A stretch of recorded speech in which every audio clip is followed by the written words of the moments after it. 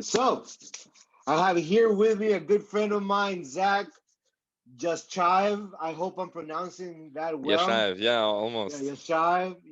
Zac is an MMA and kickboxing manager of Evolt Sports and our partners of JockPharm. How you doing, brother? How's everything? Good, thank you, Luis. How are you? How are things on your end? Thanks for having me today, by the way. Oh man, it's long overdue. This podcast, as you very know, so it's finally happening. You know, uh, Finally, yeah. I'm doing well, man. A little bit down with the knee situation. It's Oh yeah, I remember you told me. How's your knee? Does it still hurt? it hurts a lot, bro. It hurts a lot. I cannot walk properly. I'm using crutches again. Oh man, really? Yeah, it's quite bad and such a bummer because this happened eight, I think almost a year ago, almost a year, and I felt that I was just recovering now. Mm-hmm. And But how did it I was happen again? You told me you were doing wrestling or jiu-jitsu and it happened during yeah, practice. Yeah. exactly. And and and now that like the gyms are still going to open soon here, I was like excited. Okay, I'm gonna go back to training, and then this Now you happened, have the man. I was knee like, issue. What did the but doctor say? Do you need the surgery or what is well, there? they're trying to have that as a last resource. Yeah. So right now they're trying to figure out ways what can I do or what other exercises and physiotherapy I can Mm-hmm. do to fix this. But let's see, man. Let's see. It definitely overall I'm positive about the whole thing. Mm-hmm. But just bummed out, man, like because I thought I was recovering and now boom, it happens. But Yeah, hopefully you'll get better soon and your knee. how's your Because back, man? my back, it's all right, I guess. It sometimes hurts, but I have a good specialist, a doctor who's helping me, and basically I think I will get back to training soon. I don't think I'll be doing grappling, jiu-jitsu, but I think I'll get back to striking, and Striking is fun, man. it's fun. I like jiu-jitsu as well, but I don't want to risk it with my back because I'm still trying to find out a way maybe to get back to that because it, Yeah. it happened more than a year ago. I was visiting MMA classes in a gym I liked, so I was doing it 3 to 4 times a week. And yeah, during wrestling grappling practice, my back started hurting really bad, and yeah, since then. But we're gonna fix this. What is it that you have there in your back? How's this called in English? Hernia? Yeah, hernia. Hernia. Hernia. Yeah, Yeah, this yeah. is what I have. Yeah, on my lower back. Man, it's quite serious, man. Yeah, it's not because it's not a very big one. It's a three Yeah. millimeters. It's not too bad. Okay. My MRI showed, and I got some massages, and it helps me. Yeah, basically. Man, it's unfortunate because like this sport that we're involved in, MMA, martial arts in general, well, all sports, yeah, right. But this one, you just mangle your body. Well, depending on the martial art that you are part of, right? Well, the weirdest Uh, thing, especially in my case, I was never professional. I was never really competing. Maybe when I was a teenager, I would go to smaller tournaments for kickboxing. I would go there, but I never competed at a high level. So it's really weird for me having this type of injuries. But okay, it is what it is. yeah, that's weird. That yeah, because after I was just before I go, I was just like talking to my wife, and I was like, man, my body has been mangled throughout the years quite a bit, brother. Like since because I started martial arts when I was 12, kung fu. But you Yeah, don't I did the get same. I did the same at like yeah. 12 or 13. I started with Taekwondo. Yeah, uh, But it's the you best days don't. there. There's not much contact there, because even the tournaments it's point sparring, right? Like you have a point, they Where separate you. in Kung Fu or Taekwondo? Both, I think. Well, Taekwondo, you have two or three different federations. Uh-huh. And the Olympic sport, there's WTF. This is the Olympic sport, basically where they use only kicks, almost. Then Okay. there's ITF. ITF is with you use your hands, you can punch.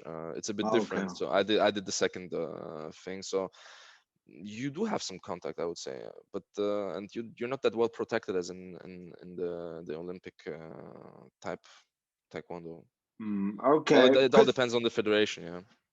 Because definitely, for example, in Kung Fu, you have you have two types of tournaments. One that is like point sparring, that is like 1 minute, 1 minute, one round, and you Oh, score a point to separate you, and hmm, that's how the fight goes. And then there's like the 3 minute round that is like 1 minute. I mean, 3 minutes, one round, but you fight throughout the whole round nonstop, and the one okay, who dominates the fight will wins. I okay. competed in both, but still, it was not as full contact as kickboxing, Muay Thai, and Yeah, of other course. I guess it's sports. different. Muay Thai, kickboxing is different. Yeah. It is different. Because I even remember, because I started training kung fu in Central America. Then I moved to Miami, and then from Miami I moved to South America. And in Bolivia, they didn't have kung fu. I already had my black belt at that time, and I wanted Hmm. to continue, but they didn't have kung fu. They had taekwondo, which I tried it. I know like what's it about. I know that they like I know about the techniques, but I cannot execute the techniques myself. But I remember at the end there was like a small sparring with one guy, a small sparring session, and they were all the time telling me stop pushing, and I was not pushing. I was just punching, punching, punching, punching. Yeah. So that frustrated me, man, and I was like, okay, I'm not gonna do taekwondo. And I understand. and, and then like a friend of a cousin that does she was a black belt at the time in karate Kyokushin. Hmm. She was entering kickboxing, had already a couple of fights, and she was the one to tell me, why don't you do kickboxing? And Hmm. I was like, yeah, I just wanna do martial arts. Let's do it. Let me try it. And man, that was it, brother. Like I loved it. I was just I love it. it was just, I love brawling. I love just like the fight aspect of it. It was just fun. Same. I guess I like kickboxing, Muay Thai as well. Um, but for me, yeah, when I started doing some Muay Thai classes, it was different because the kicking is different. Even though Yeah, I never competed at a high level, I still have the my basics. Taekwondo kicks are completely different, and then when you have to transition, it's a different feeling. But yeah, I would say kickboxing, Muay Thai, when it comes to striking sports, is the best. My it favorite. is the best. I'm not too I Muay Thai I have done very, very little. I'm still getting accustomed to the elbows, and stuff like that. Oh It's yeah, because I'm more used to striking, jab, cross, yeah, hook, hook, and stuff like with because elbow. But those elbows, once you know the technique and you get it right, they are dangerous, man. very Wow, they can dangerous, very cut you dangerous. and Yeah. very, very man. Even the So tell clinching game, when you knee someone, it's completely different because in kickboxing usually you have a couple of seconds in the clinch, and in Muay Thai you have more time for that. So yeah, the game is a bit different. yeah, even the knees are different in kickboxing from Muay Thai. Okay, It's this I didn't know. I have to admit. I would not say they're like so much apart that there's like clear differences, but there's different variations to it in Muay Thai, more variations to the knee technique than there is in kickboxing, for Oh yeah. example. At least if you compare it to the American style kickboxing, Hmm. So yeah, man. Tell me, brother, like how's everything going with Evolt Sports? How are the fighters doing? The fighters are good.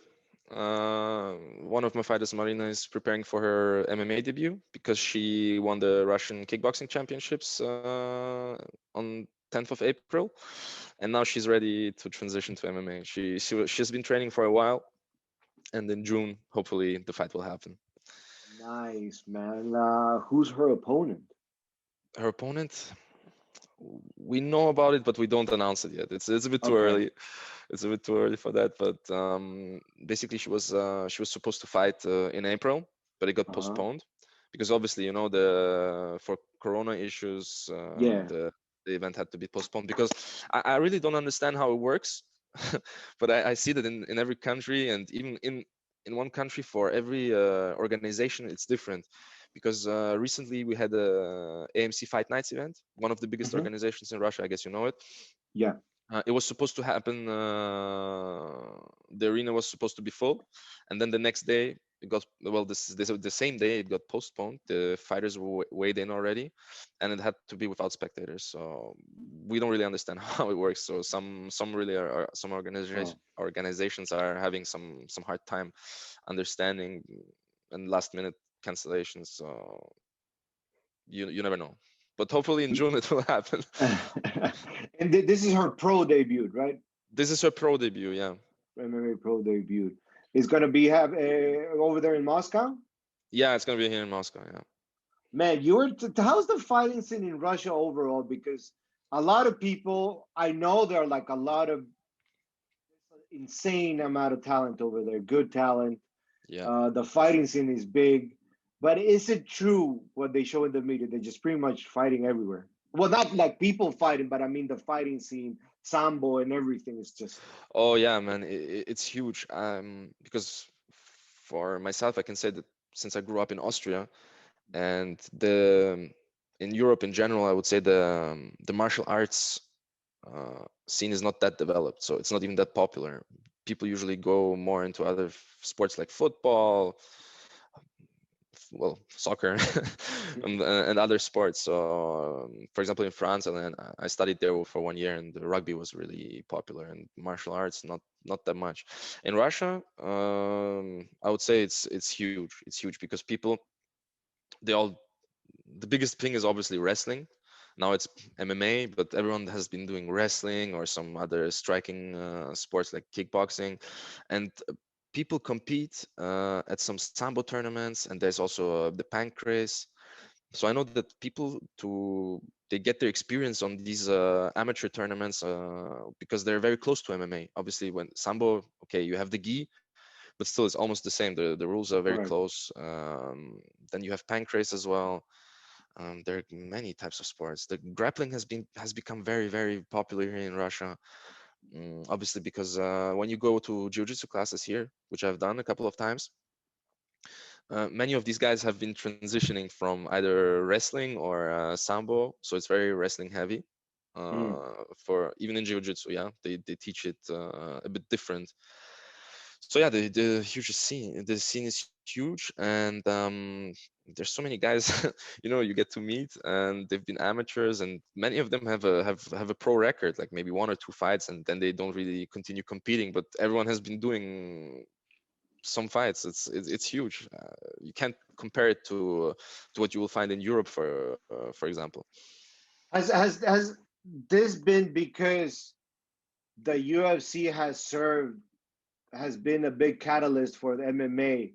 Do you think that's the MMA scene grew in Russia because of the UFC, or you have always, in general, the fighting scene Well, has been strong there? I can say it from my perspective, because I was actually, what, I was 12 years old when I moved to Russia first, Mm. and it was here that I discovered MMA.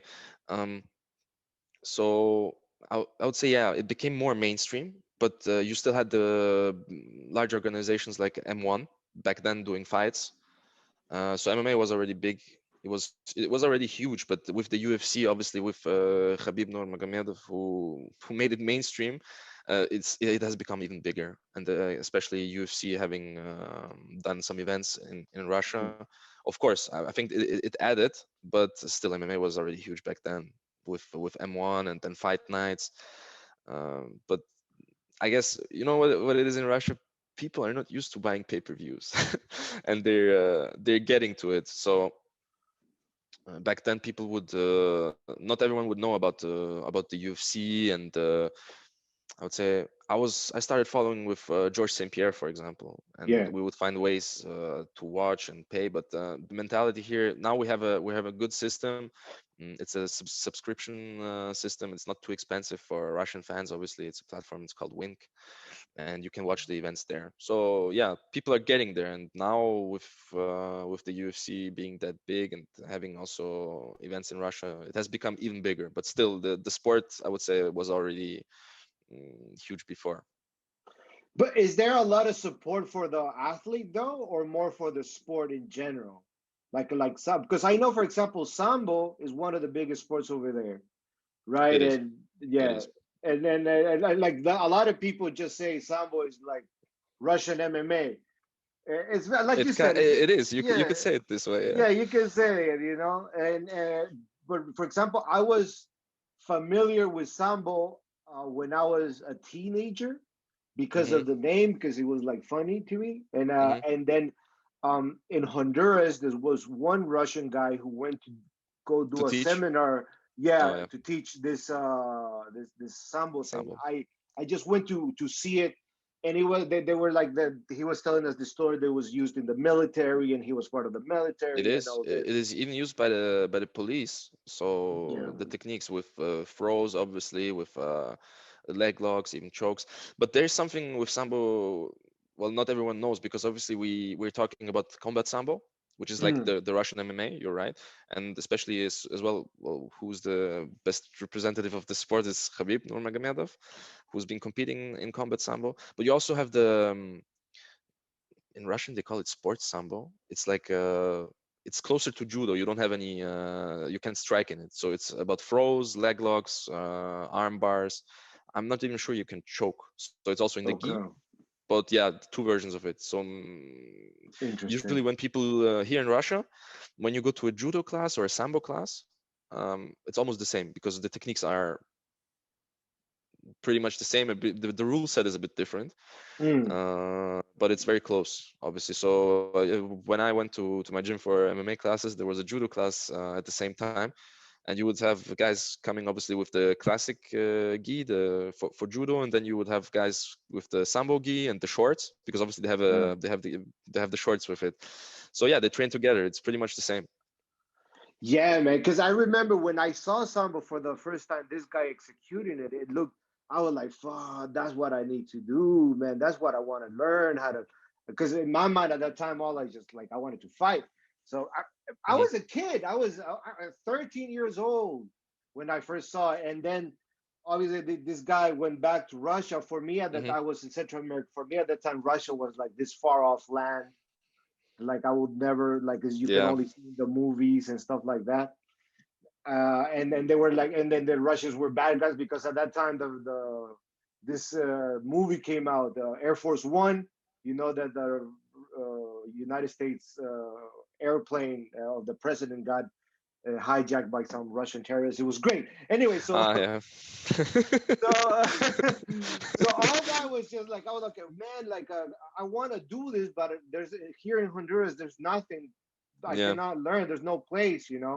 So I continued with kung fu, and then I was in Miami, and still Sambo was on her. Even MMA at that time, I was not that on her. There was like a lot of jiu-jitsu talk that they would call them Gracie Jiu-Jitsu, something like that. Hmm. It was not Brazilian Jiu-Jitsu, it was Gracie Jiu-Jitsu. At least in Oh yeah. Miami, yeah, they would call it. And then I saw on What TV year was that? Vale. That was, man, that was 2000, Okay. and then I saw this Valetudo tournament, Oh which yeah. is, yeah, like I would say now Brazilian MMA, you might say. Yeah. Exactly. And then that was like, man, I cannot believe this is legal. I cannot believe this is just like a street I brawl. watched some videos as well. It looks very interesting, I would say. I don't know. Mm. I would have never done that. Yeah, and But everybody I was don't know. against Are him. there, I guess the rules are a bit different from MMA. You can do I some other think you can do strikes. a lot more, but I'm not very familiar with the rules. I would be lying if I said, yeah, okay, that's Okay, okay. yeah. Yeah. But So, it was a huge controversial subject. This mhm. Valetudo, and then all of a sudden, like 8 years forward, MMA was just like huge, and it's just happened so fast because of the UFC. Yeah, But I still yet to be accepted as an official sport. MMA is not accepted as an official sport, and there are like obviously more fans that support the sport, but yeah, because of the fighting and entertainment aspect of it, and there are not that many fans that support the sport because of man, like how hard it is to be an MMA fighter is like it's fucking hard to be a professional MMA fighter and make it. For sure, it's not No, easy. I think there For should be injuries, well, there should be, therefore there should be more highlight on the sacrifices that athletes have to make it out there, for and sure, people should appreciate more the athlete on the abilities and skills that they have instead of what they can say, because these motherfuckers are they're big mouths, man.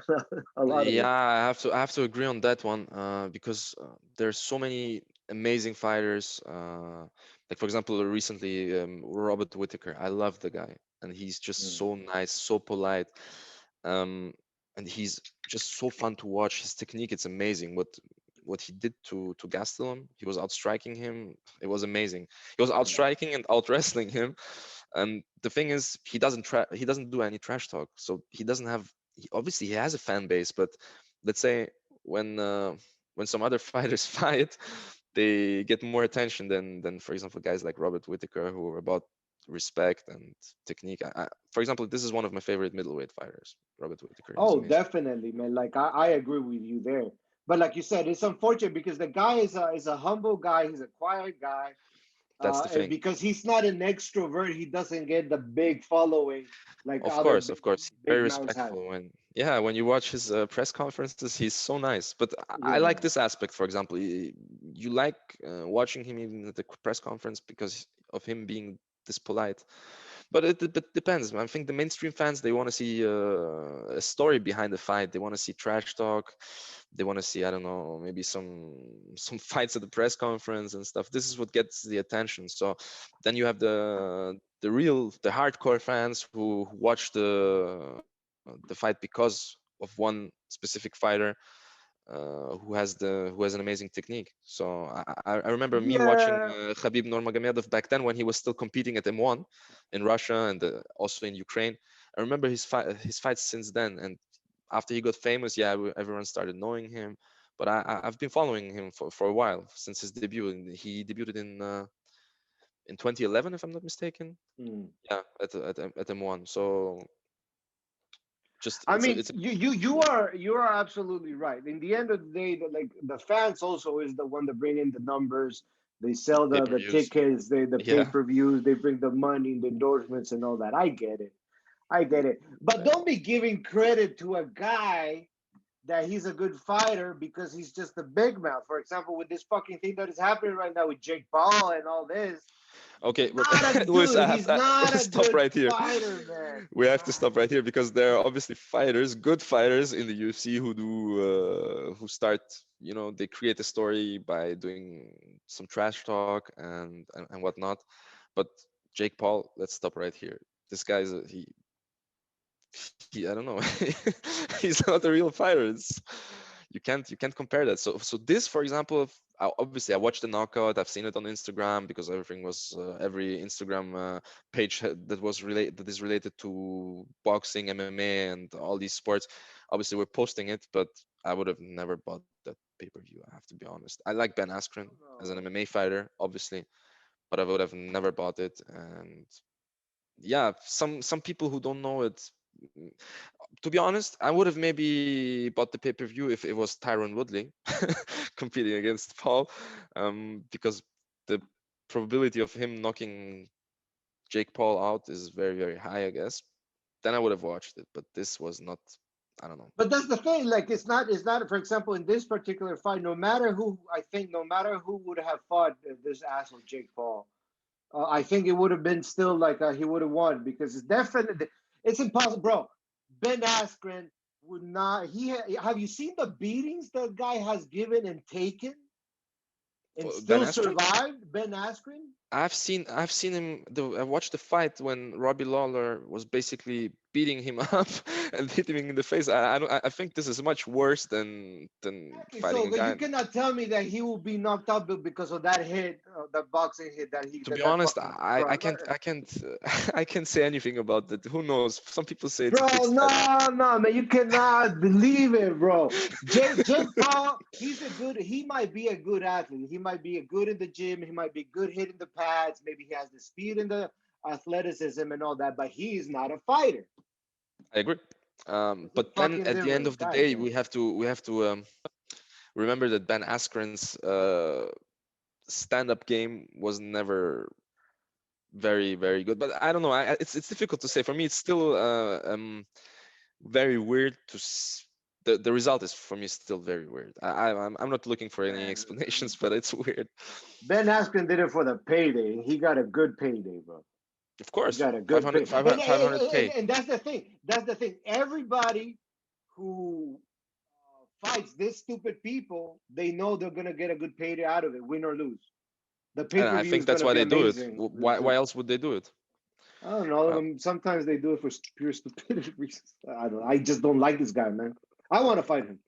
to be honest, I don't follow him. I don't know anything. Not anything. I wouldn't say I don't know enough about him. But yeah, the way he presents himself, yeah, it's not very. I don't like it. But it is what it is. I think he's still making money, so you can't hate on that. So he's doing he's being the bad guy in this whole story, but still he's making the money. So okay, maybe I can respect him at least for that. He's selling Nah. pay-per-views. Trying not There's a to hate on a guy. well, okay. We're hating a lot on the guy who's still. I just think it's stupid, but whatever. But I think for the boxing fight, it shouldn't have been Ben Askren. It shouldn't have been Ben Askren. It should have been, I No. don't know, some a guy who was known for his stand-up game. For Nick I would love Diaz. Nick Diaz, Tyron Woodley. Yeah, So even Nate, one of the Diaz brothers, they're amazing. I love them. they are, man. Definitely, they are, man. They're amazing. Nate, especially Nate, he's very funny. So he's just fun to watch. I like him. Even the Masvidal fight for the The BMF title. BMF. Yeah, the Yeah, the BMF BMF title. title. This fight is amazing. I think I watched it at least 5 6 times. Yeah, 5 to 6 times. It's amazing. He was taking a beating, but he's very durable. Oh, So that guy is an animal, man. It's just I think he's he's a been knocked beast. out once only in his career. I don't remember against whom it was, but it was a high kick. It was a high kick. He got knocked out Really, once. because that guy Yeah, has the chin of an iron fist, bro. It's just he's like a. Some people compare him like a crackhead, like to a crackhead, because they just keep on coming. They never die. It's just never. like that. I think it's all about the genetics as well. There's some guys, and these guys are very they have cardio. Do they even get tired? So these guys fight It's five just rounds. I think it's about genetics as well because you can train, and there are guys who have the punching power, but after the third round they start getting tired. I think it depends on the fighter. well, definitely genetics is a big influence. Now you look at the huge heavyweight star, the new star Francis Ngannou, right? Yeah, He's a naturally big, strong guy. yeah, Even though, like, for sure, yeah, he did say that he's been working in the sandmine since he was 10 years old. That obviously contributed a lot to his strength. for sure, for But for sure. example, he doesn't have the greatest stamina in the world. But there's a lot of weight to carry around. He's just A lot of muscle, huge. but he's still, yeah. I don't think his body fat percentage is very high. Uh, I think it seems to be pretty low. He's very muscular.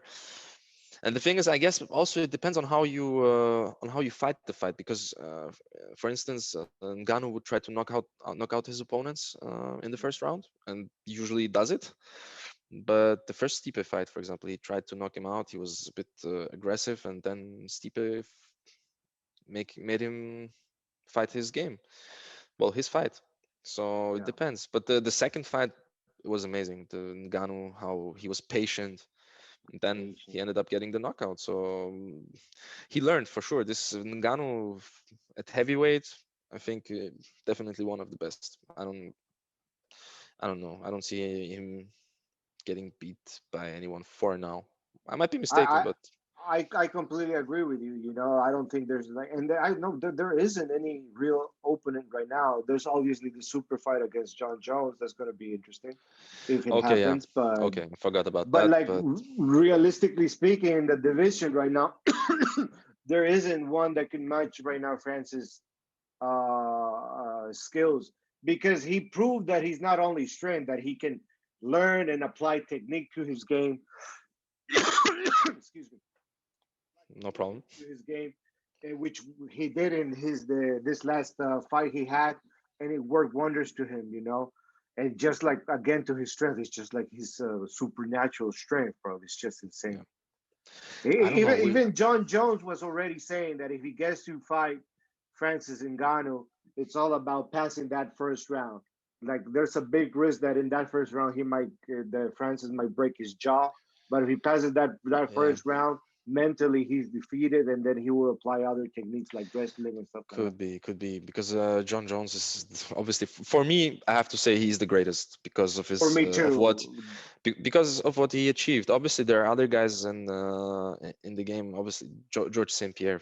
I love this fighter, but in terms of title defenses and John Jones having he was the youngest champion in the UFC at 23 years old. I think no one broke Yeah, his managed to I think break he his was record. 22 or 23. He was 23, 23. 23. 23 and for so he in terms of achievement he's the greatest and he's amazing at mixing things up. So his knees, his elbows, his wrestling, when you watch even the fights before the UFC, how he was just throwing people around, so it's amazing.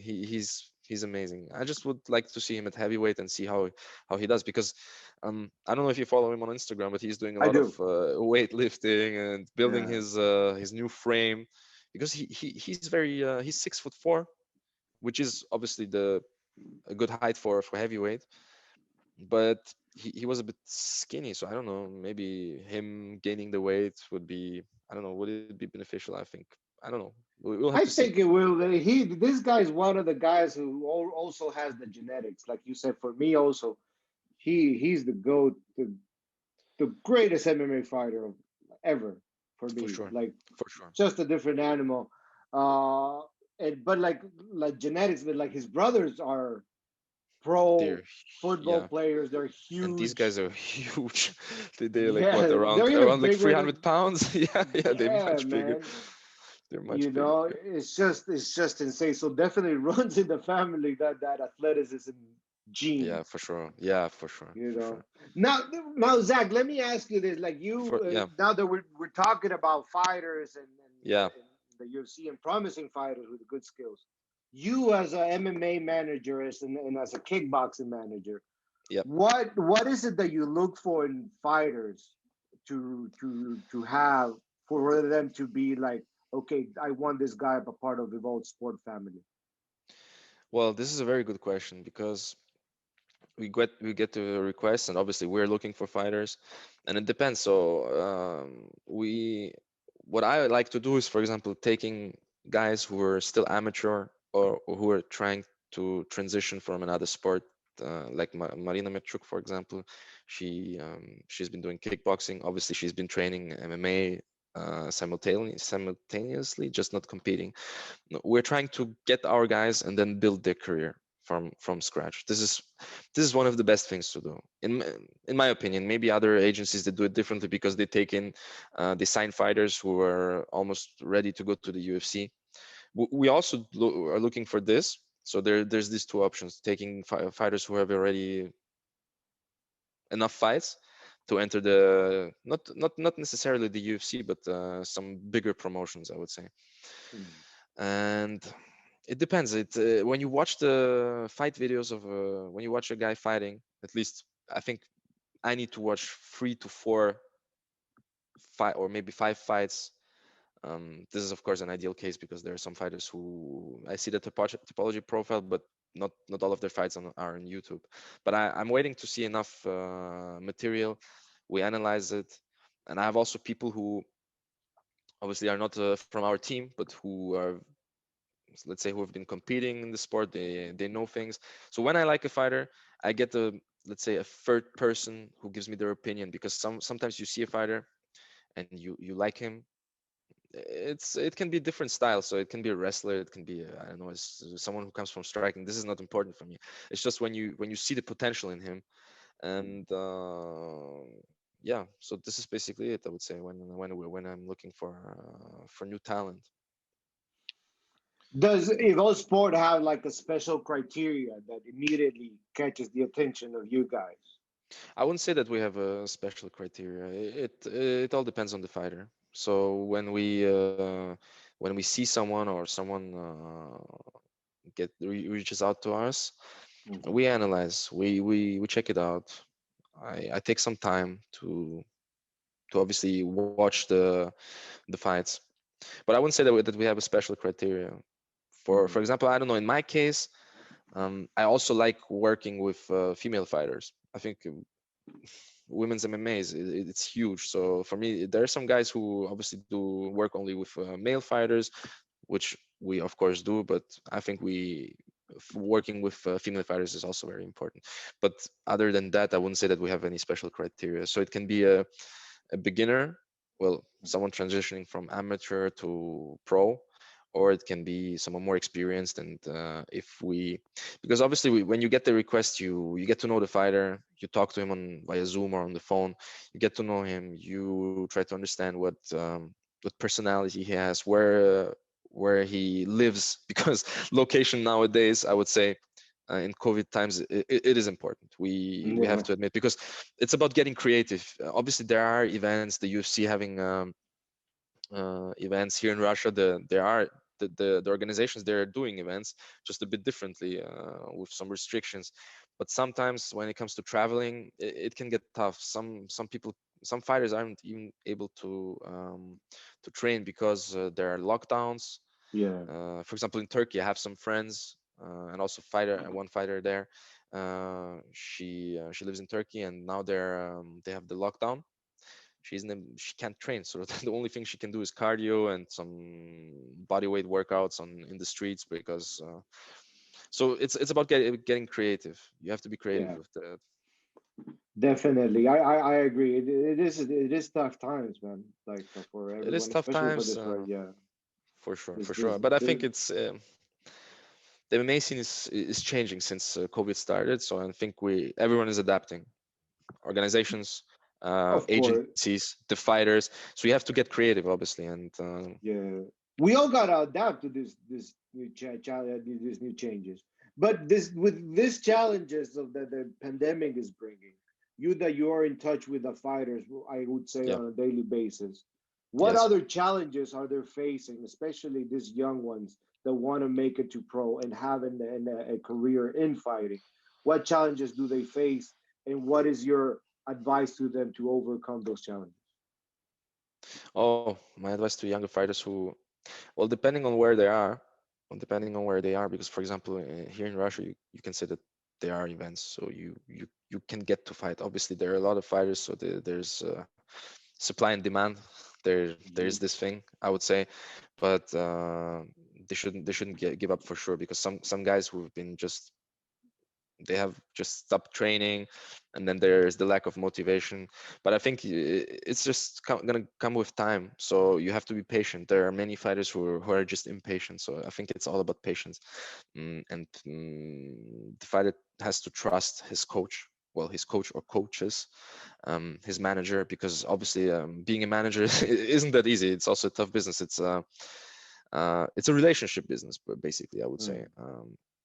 So it's about the trust that the organization puts into the agency, the manager. So it's not easy, but you just have to get creative during these tough times, for sure. Man, a lot of everybody when they give this type of advice, the key word is patience. I noticed that's like the common denominator as well. For sure. Patience. I think Patience is important. it is very important, especially as a fighter. Patience with your coach, patience in competing, patience in the fighting. Patience is good. Patience everywhere, and just not doing the wrong moves. Because I had a young fighter when I just started managing almost 3 years ago, and he was very talented, very very talented. He had some amateur experience, and he reached out to me because he was my coach's friend, and Mm. they were training together. So obviously in the pro classes, um, and he reached out to me, and he said, yes, I'm ready to make my pro debut. So I said, because obviously I watched some of his videos fighting. I thought he wasn't ready. I thought he wasn't ready. but he asked for it, and I was like, okay, if you insist. And I talked to his coach as well, but they made the wrong move, and he got his debut fight and lost it, unfortunately. But then we talked about it again. Yeah, so it's about fighters trying to rush things. This is not the right thing to do. So you maybe should continue your amateur career until getting the experience, because the time you spend, the more time you spend in that cage, the better it is for you, obviously, because you get into positions. For example, what he wasn't ready for, the fighter, Mhm. he was trying to take the guy down, who had a very very good defense, and then in the clinch he got hit by an elbow in the nose, Oh, broken nose. It wasn't fun to watch. Honestly, I felt horrible after that, even though it wasn't my my idea. But still, it's you get worried about these things. And he had the broken nose. Then after that, we went to the hospital. It got fixed. Everything was fine. But then I told him, I told you, you shouldn't yeah. rush things. And now he's still competing at the amateur tournaments, like Sambo, Pancrase, and we're still in touch. I told him not to rush things. Obviously, this is a thing not to do. Yeah, yeah, like timing is key. But the thing is, I believe also that it would help in this scenario is for these fighters to get this type of suggestions and not suggestions, but advices like you're giving with the patients and everything by their fighting circle. Because we think about it, like we're talking about fighters, but young fighters. Everything young is impatient. Anything young just doesn't have the patience. We're talking about teens entering their 20s. Oh It's yeah, just, these are these so are there very gotta impatient. be someone. If these kids have, you see potential in them, and or they have an interest in pursuing a career or competing in this fighting world, there's Yeah. got to be someone that advise them and guide them to Hmm. this path, because like these things, you can also misinterpret many things. Me, for example, one of the things also that I didn't have was patience. My coach was training me, training. I was like, man, I want to fight, I want to fight, I want to fight. It was like, no, you're not ready, you're not ready. Now it's getting pissed off with my coach to the point Yeah. that I was even thinking to change gyms. Yeah. And This I is this is one waited. of the mistakes. This guy made me wait a year before I had my first fight, and I'm so glad that he did. But in the end of the day, he had to be rough with me. He had like, hey, listen, this is how it is. This is how you train with me. If you don't like it, you can leave. I was like, okay, fuck, let's train. But I was about this close to leave. I was about this close to leave. You know? Yeah, I understand. I understand, but it also depends on the personality of the fighter, because some fighters are calm, some are patient. They listen to their coach, because up to a certain level, this is one thing I can say. Not every fighter needs a manager from the beginning, because they have had coaches who obviously get them their first two, three, up to five fights maybe. Mm, and this is so they really have to listen to the head coach. If they have a good coach, they will be guided, because obviously these guys, they spend so much time in the gym with their coach working. And I think these coaches, they get to know their fighters. They know them, they know everything, from their personality to their techniques, or maybe the things they have to work on. So yeah, I think having a good coach and listening to your coaches is very very important.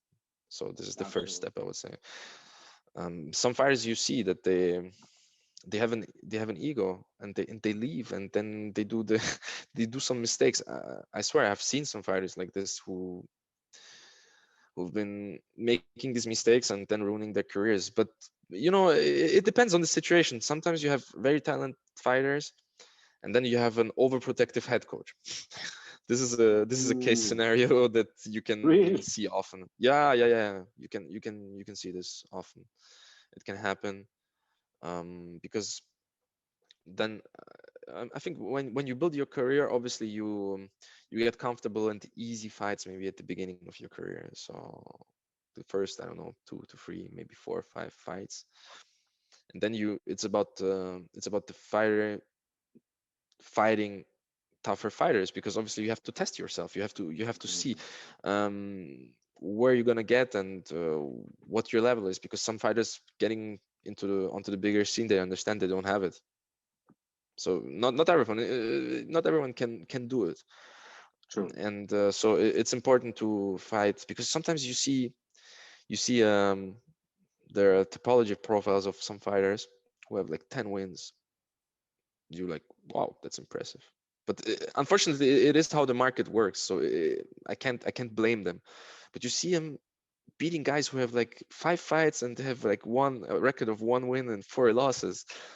So you know what I mean. So, I completely know what you mean. Yeah, but yeah. it is how it works. In boxing, it's even worse. Because obviously we don't do boxing. I didn't get into boxing because Hmm. I'm into MMA and kickboxing. But you see fighters fighting their first fights against guys who have like a record of 10 to 90 or something. Like I've seen numbers like that, because we use topology or share dog for MMA, and then in boxing there's boxrec, Uh-huh. and I studied that a bit. But you see some fighters, because I've had boxers reaching out to me, and they were sending me their profiles, and obviously you would see their these opponents they fought like with 100 fights, but the statistics of the were horrible, just 10 wins and the other ones are all losses. It's insane. But unfortunately this is Yeah, how it yeah. works. So the Yeah, man. Like the first thing that comes to mind is like this girl from Bellator from Miami, Valerie Loretta. oh no, I don't know her. She's a Latin girl from Miami. She fights in Bellator, and she is very easy on the eye. She's a very attractive woman, uh, but she is more known because of her Instagram account than for her fighting skills. And This and if is you funny. go if you go to her topology or Bellator record, whatever, she has a nice record. But then it comes in exactly what you're saying. If you see her past opponents, just like oh, with it was not up to the par to the level that she has. It was like always like a lot less level than she. Therefore, she has nice record. And Yeah, in paper that looks good. That looks attractive. Like, okay, she has fought 3 times and lost zero, and now like she's fighting next month, and also she's like 3-0 professional MMA or four and okay. zero, and she's fighting a girl who's like 2-1. Yeah, here it's So, a bit different, but because if you do it for the first three, even up to 5 fights, I would say you fight let's say comfortable opponents. mm, um, that's fine, because you have to get the experience. You have to feel the cage. You have to get the time in the cage. It's normal. yeah, But yeah, that's when you get to the bigger scene. Obviously, this is where you get tested, and some fighters understand that maybe it's not for them, or they won't be able to compete at a high level. So because you have even fighters getting into the UFC from other organizations, for instance from M1, um, who've come to the UFC with a very good record, but then they went for, because the contract is like a 4 fight deal standard. They lose all 4 fights and then they get cut.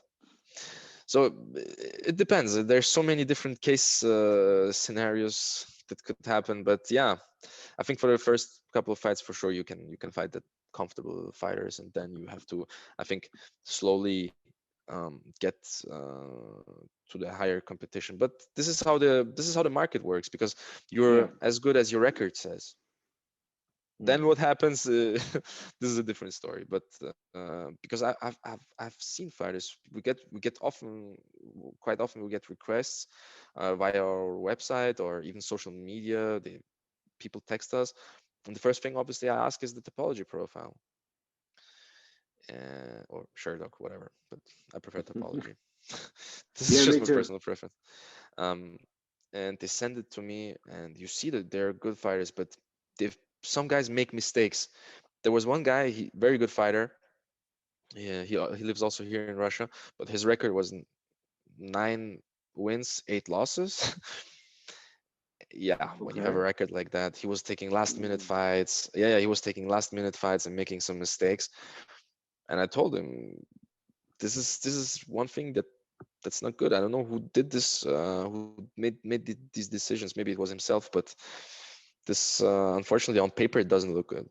You have to be honest. But he's a very good fighter. I can't say he's a bad fighter. But he was taking fights at upper weight in other weight classes. So he's a middleweight. He would take fights at light heavyweight without cutting any weight, getting Wow. yeah, fighting against fighters who are like 10 kilos heavier. Man, it's insane. But that guy, you know that guy is a true fighter, though. He really wants to fight. For sure, he's a Yeah. very good fighter. He's a very good fighter. So, but unfortunately, the market works in a different way. So first they see what is on paper, Yeah. That is true. That is because true. obviously the guy was fighting at good organizations here, the bigger ones. So What's the very good. biggest organization over there in Russia of MMA? I would say ACA. ACA. Yeah. ACA is the biggest. Even ACA is, I don't know, well, in some rankings it's the second or third largest in the world. So yeah, obviously it's ACA. Then you have Fight Nights, you have Eagle FC, Khabib's organization, because it used to be GFC, Guerrilla Fighting Championship. He bought the organization. They rebranded it. Now it's Eagle Fighting Championship. There is another nice organization which is called Open FC. Okay. Open FC. Then you have the MMA series. I think the MMA series is former M1, because I know they're linked. I don't know what it is, but the MMA series also very good. So there are quite a lot of organizations. Then you have the smaller ones who do some events. I don't know, a couple of times a year, but I just named the biggest ones. Cool. Eagle FC, I heard a lot because of Khabib. You Of know, course, yeah. Eagle FC is very Khabib. nice. It's a very nice organization. The events they do are very high level, very high level. Mm, So and yeah, they're like a very promising fighters part of their organization. for sure, for sure, they're definitely killers there, and I think especially with Habib having this good relationship with the UFC, there will be a lot of fighters transitioning from Eagle FC to the UFC for sure. Oh, definitely. That's a certain. It will be a platform for transition to the UFC for sure, because the level of competition in Russia is very high. So Mm.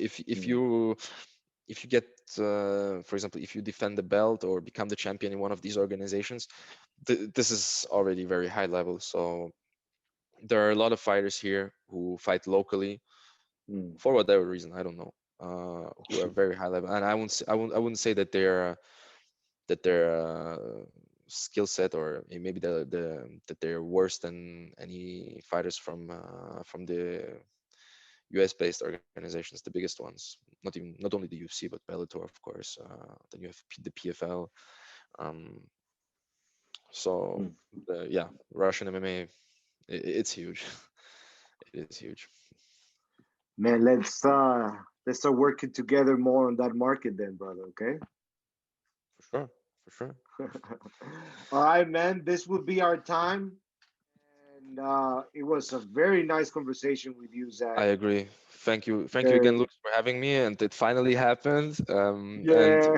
what I wanted to say also to end our conversation, we are very excited for this partnership, for this new project, JockPharm. It's an amazing idea. So me and my partners, we're looking forward to it. So hopefully soon we'll launch Soon, everything. soon, soon, Perfect. soon, soon. And also, before we go, announce one more time the MMA debut of your fighter, man. We'll do. Of course, we'll exchange on that. I'll let you know. Yeah. I've asked you Mention for. it right now here also for the podcast. Oh, okay. Okay, so like when is the date? 12th of June. Give me more information. Come on, man. I'll give it to you. Wait a little bit. Be a bit patient, because Okay. obviously they agreed on it, but you never know. You know, I just don't want to rush it. But All I'll give right, you the man. All information. We can. I don't know. We'll post it for sure. I'll let you know about that. right, Zach. Let's definitely do that, and we'll be in touch. Okay, my friend. Thanks, Luis. Thanks for having me, and I wish you a nice day. Bye You bye. too, Take brother. care. Take care. Bye. Bye. Take care.